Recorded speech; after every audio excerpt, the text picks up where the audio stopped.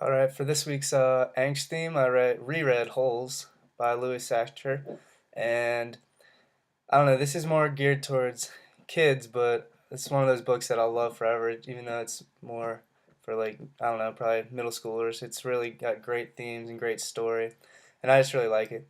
And for angst, it kind of relates to angst because not really the main character, Stanley Yelnats.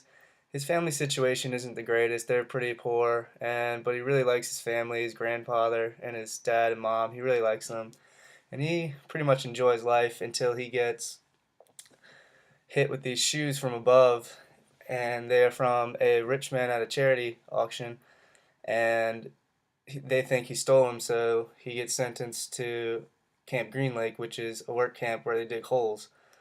And that's where the angst comes in because the members of his camp are all like delinquent juveniles who had troubled homes, and there's some that are very anxious, some that are violent, some that are just angry with life, and they just don't like their situation, and the camp's supposed to straighten them out, but who knows, maybe it helps, maybe it doesn't, but basically they go dig a hole every day, and that's where Stanley meets Hector, a younger kid who cannot read, and then he decides to teach him to read, but the counselors at the camp don't want to teach him, or don't want him to let him teach him because he helps dig his holes.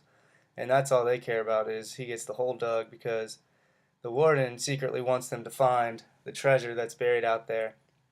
But they don't know this at the time until Stanley figures it out. And I really like the story because there's flashbacks to Stanley's great great grandfather, and they tell his story, so it goes back and forth until all the pieces connect and really become a cool story in the end. And it all works out for Stanley, and the warden gets what's coming to her. So it's a great story, and yep, that's what I read this week.